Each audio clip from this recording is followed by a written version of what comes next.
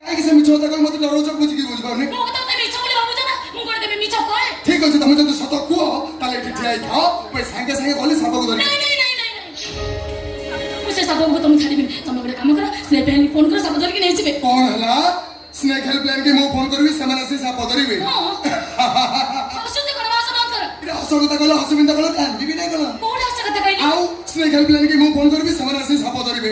ସେମାନେ କଣ ମୋଠୁ ଅତି ସହଜରେ ସାପ ଧରି ପାରିବେ? ମାନେ କଣ ଯେ କହିବି ତମକୁ?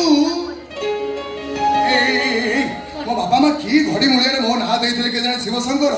ଦେବଦେବ ମହାଦେବ କୈଳାସପତି ଶିବଙ୍କର ଯେମିତି ସାପ ପ୍ରିୟ, ମୋର ବି ସେମିତି ସାପ ତିନି ଜର। ଶିବ ସାପକୁ ବେକରେ ଗୁଡେଇକି ବୁଲୁଥିଲେ, ମୁଁ ବି ଦେହରେ ଗୁଡେଇକି ବୁଲେ। କାହିଁକି ମିଛ କଥାରେ କହୁଛ ମ? ଆରେ ଆଖିରେ ଦେଖିନ ବୋଲି ବିଶ୍ୱାସ କରୁନ ନା। ଆରେ ମୋ ଚାକିରି ସିନା ଫରେଷ୍ଟ ରେଞ୍ଜର, ହେଲେ ମୋ ନିଶା ହେଲା ଜଙ୍ଗଲ ଭିତରୁ ସାପ ଧରିବା। ସାପକୁ ଦେହରେ ଗୁଡେଇକି ବୁଲିବା କି ମଜା। କେତେ କହିଲେ ବି ତମ କଥାକୁ ମୁଁ ବିଶ୍ୱାସ କରିବିନି। ଆଖିରେ ଦେଖିଲେ ବିଶ୍ୱାସ କରିବ ତ?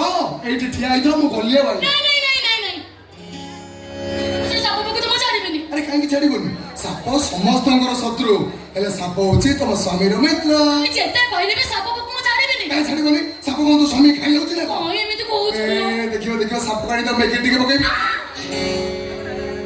ସାପକୁ ମୋର ଭାରି ଡର, ଭାରି ଭୟ। ସାପକୁ ଦେଖିଲେ ମୋ ମୁଣ୍ଡ ଖରାପ ହେଇଯାଏ। ଠିକ ଅଛି, ତମ ମୁଣ୍ଡ ଖରାପ କରିବା ଦରକାର ନାହିଁ, ତମେ ଏଇଠି ଥାଅ, ମୁଁ ଯିବି ସାପକୁ ଗୋଟେ ପେଡି ଭିତରେ ପୁରେଇକି ନେଇ ଆସିବି। ମୁଁ ଯେ ତମେ କହୁଛ ମୁଁ କିଛି ବି ବୁଝିପାରୁନି। କିଛି ବୁଝିପାରୁନଟି?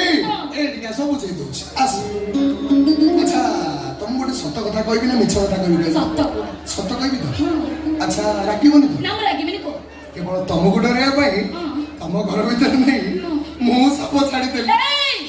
କହିଦେଲି କାଲିଠୁ ଘରେ ସାପକୁ ଦେଖିବିନି। ଆଉ ସାପ ଯଦି ଏ ଘରେ ରହିବ, ଏ ଘର ଛାଡି ମୁଁ ଚାଲିଯିବି। ନାଇଁ ମୋ ମାଟା ତମେ ଯଦି ଘର ଛାଡି ଚାଲିଯିବ, ମତେ କିଏ କହିଲ ସନ୍ଧ୍ୟାବେଳେ ଟିକେ ବୁଟ ସିଝେଇକି ଦବ? ଏଇ ତମେ କୁଆଡେ ଯିବା ଦରକାର ନାହିଁ, ତମେ ଏଠି ଥାଅ, ମୁଁ ଗଲି ଆଉ ଭାଇ। ନାଇଁ ନାଇଁ ମୁଁ ଚାଲିଯିବି। ଶୁଣ ମୋ କଥା ଟିକେ ଶୁଣ, ଶୁଣ ଟିକେ। ମୋ ସ୍ୱାମୀ ସାପ ପାଖକୁ ଗଲେଣି, ମୋ ଗୋଡ ହାତ ଇଆଡେ ଥରିଲାଣି, ମୁଁ କଣ କରିବି? ଏ ଦେବଦେବ ମହାଦେବ, ମୋ ସ୍ୱାମୀକି ବଞ୍ଚେଇ ଦିଅ ପ୍ରଭୁ, ମୋ ସ୍ୱାମୀକି ବଞ୍ଚେଇ ଦିଅ। ଆରେ କଣ ହେଲା? ମୁଁ ମନା କରୁଛି ତମେ ସାପ ପାଖକୁ ଯାଅନି ବୋଲି, ମୋ କଥା କଣ ତମେ ଶୁଣିଲ? ମାଲୋ ଅଧା ଖାଇଛି ଅଧା ବାକି ରଖିଛି, ମୋ ପଡିଆଟାକୁ ଧରିଥିଲା। ଏ ଭଗବାନ, ମୁଁ ବି କଣ କରିବି? ଏ ରୁହ ରୁହ, ମୁଁ ଯାଉଛି ରୁହ, ଯାଉଛି ମୁଁ।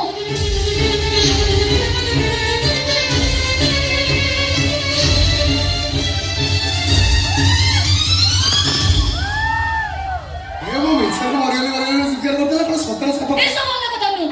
ଯୋଉଟା ମୋର ଡର, ଯୋଉଟା ମୋର ଭୟ, ସେଇଟା ତମେ ଫାଇଦା ଉଠାଉଛ, ଏଇଟା କରୁଛ। ହଁ ମଣିଷ ମାନେ ତ ଭୁଲ କଣ କରିବି କହିଲ? ଏଇ ଟିକେ ପେଡି ଖୋଲିବି କି? ସେ କହୁଥିଲା ତମକୁ ଟିକେ ଗେଲ କରିବ। କଣ ମତେ ଗେଲ କରିବ ସିଏ? ହଁ ଗେଲ କରିବି। ବେଶୀ ଟିକେ ଟିକେ ନୁହଁ, ମୁଁ ନା ତୁ ନୁହଁ।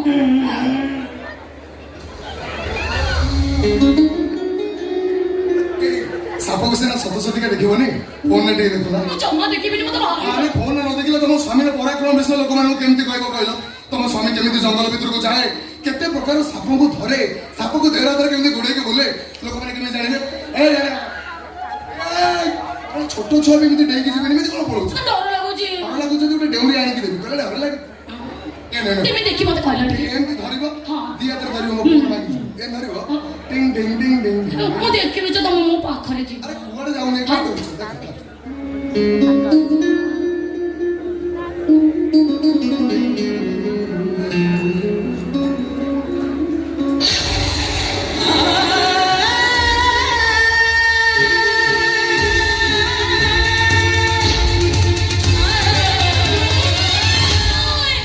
ଦେଖ ଇରେ ତମ ଚିତ୍କାର ଶୁଣି ମତେ ଲାଗିଲା ଫୋନ ଡିସପ୍ଲେ ଭିତରୁ ଯେବେ ସାପ ବାହାରିକି ତମ ମୁଣ୍ଡକୁ ଗୋଟେ ଏଇ ତମେ କାନ୍ଦୁଛ କାହିଁକି? ଆରେ ତମ କାନ୍ଦ ଦେଖିଲେ ଲୋକମାନେ କଣ ଭାବିବେ ଜାଣିଛ? ସାପ ବିଷ ଯେମିତି ତମ ଦେହ ସାରା ଚରିଗଲା। ମତେ ଏତେ ଆଘାତ ଲାଗିଲା ଯେ ସାପ ବିଷଠାରୁ ଆହୁରି ବିଷାକ୍ତ। ମୋ ପାଦର ମୁଣ୍ଡ ଯାଇ ସାପ ବିଷ ଝରି ଗଲାଣି। ବଞ୍ଚିବା ବି ମୋର ଅସମ୍ଭବ ହେଇ ପଡିଲା। କାହିଁକି ସେ ବିକାର କଥା ବାଜେ କଥା କହୁଛ କହିଲ? କୋଉଟା ନିତାର କଥା, କୋଉଟା ବାଜ୍ୟ କଥା? ଦେଖ ଏ ଫଟୋ। ମୁଁ ତମକୁ ସାପ ଫଟୋ ଭିଡିଓ ଦେଖେ। ସବୁ ଡିଲିଟ କର କାହିଁକି? ମୁଁ ସତ କଥା କହୁଛି, ଆମ ଗାଁକୁ ପଞ୍ଚୁ ସାର ଯାଇଥିଲେ ଗୋଟେ ଡ୍ରାମା କରିବା ପାଇଁ। ସେଇ ପେଣ୍ଡାଲ ଉପରେ ମୋର ଗୋଟେ ସୁନ୍ଦରୀ ଆଇରନ୍ ସାଙ୍ଗରେ ବାହାଘର ହେଇଥିଲା ମିଛ କହିବାକୁ ଚେଷ୍ଟା କରନି ଆରେ ଫଟୋ ଭିଡିଓ କହୁଛି ସତ ସତ୍ୟ ଗୁଡି ଝିଅକୁ ତମେ ବାହା ହେଇଥିଲ ଅସମଙ୍କର କହୁଛି ତମେ କଣ ତମ ଚରିତ୍ର କଣ ମୁଁ ବୁଝି ସାରିଲି ତମେ ଶେଷରେ ମୋ ଚରିତ୍ରକୁ ସନ୍ଦେହ କରୁଛ ଆରେ ମୁଁ ସତ କହୁଛି ଏ ଫଟୋ ଭିଡିଓ ସବୁ ଷ୍ଟେଜରେ ଥିଲା ଫଟୋ ଭିଡିଓ କିନ୍ତୁ ଷ୍ଟେଜର ନଥିଲ ମୁଁ କହୁଛି ଷ୍ଟେଜରେ ଥିଲା ତାହେଲେ ଦେଖାଅ ମତେ ଆଉ କଣ ଅଛି ସେ ସବୁ ଡିଲିଟ୍ କରିସାରିଲାଣି ଠିକ ଅଛି ତମ କଥା ଯଦି ସତ ତାହେଲେ ସେ ଫଟୋ ଭିଡିଓ ତମେ ଡିଲିଟ କଲ କାହିଁକି ତମେ ମତେ ସନ୍ଦେହ କଲ